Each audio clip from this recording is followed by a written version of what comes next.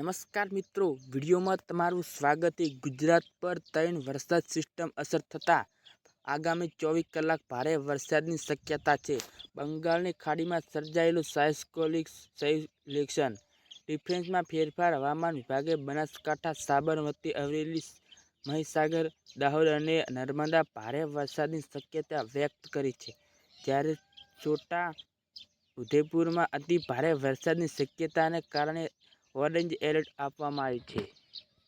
જો કે આજનું હવામાન હવે મેઘરાજા કરશે મૈયા ગુજરાત આ વિસ્તારમાં તાપમાન થશે વધારો, જુઓ વિડીયો। હવામાન વિભાગની આગાહી અનુસાર સાંજે રાજ્યના કેટલાક વિસ્તારોમાં હળવો વરસાદ વરસશે નહીં, કેટલાક વિસ્તારોમાં ભયંકર વરસાદ વરસશે। જો કે આગામી 7 દિવસ સુધી રાજ્યમાં ભારે વરસાદની આગાહી કરી છે। જાણવાનું છે કે રાજ્ય તરફ છૂટો વરસાદ વધશે અને ઘણો વરસાદ પડશે।